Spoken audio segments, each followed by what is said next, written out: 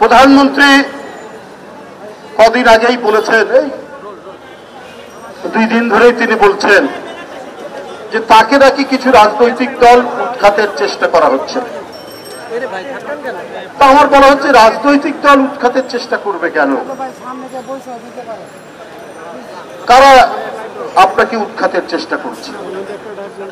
আপনাকে তো, আপনি উৎখাত হন, আপনার সরকার উৎখাত হোক, এটা তো জনগণ চাইছে।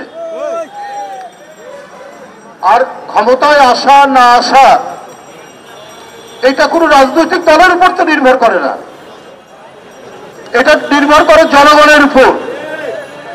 আপনি জনগণের সেই মালিকানা কেড়ে নিয়েছেন, সেই অধিকার কেড়ে নিয়েছেন, আপনি ডাকাতের মতো ভোটাধিকার আপনি হরণ করেছেন। জনগণের সকল অধিকার, তার কথা বলা, তার হাঁটাচলা করা, তার সমাবেশ, তার মিছিল, তার বাক স্বাধীনতা সবগুলো আপনি হরণ করে আপনি তো ডাকাতের মতো ক্ষমতায় বসে আছেন, দস্যুর মতো ক্ষমতায় বসে আছেন। প্রধানমন্ত্রী বলছেন যে 79 সাল থেকে 78 সাল থেকে হানা ভোট থেকে গণতন্ত্র নাকি একেবারে ধ্বংস করে দিয়েছে, উনি নাকি গণতন্ত্র নিশ্চিত করেছে। আমি বলতে চাই যে আমরা তো গণতন্ত্র, আমরা রাষ্ট্র, সরকার, এগুলোর একটা আবিধানিক অর্থ জানি, এটা পলিটিক্যাল সায়েন্সে বা ডিকশনারিতে আছে।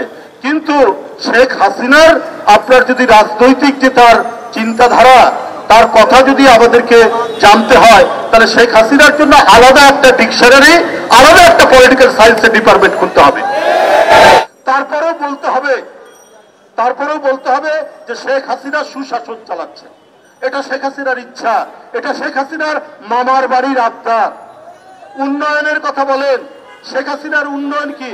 ওই যে একটা প্রবাদ আছে না, অন্ধের হস্তি দর্শন, অন্ধের হাতি দর্শন, এই হচ্ছে শেখ হাসিনার উন্নয়ন।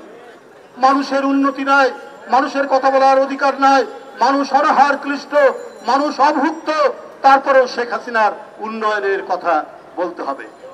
শেখ হাসিনার উন্নয়নের আরেকটি নমুনা আপনার বোরো চাষ, আমন চাষ, আলু চাষ, পেঁয়াজ চাষ, এর জন্য গরিব কৃষক 5,000 টাকা 10,000 টাকা ঋণ নেয়। সেই ঋণ পরিশোধ করতে না পারলে সুদসহ সেই কৃষক কারাগারে। আর যে লোক 10,000 কোটি টাকা ঋণ নিয়েছেন, শিল্প ঋণ নিয়েছেন, তারা হচ্ছে ক্ষমতার ঘনিষ্ঠ।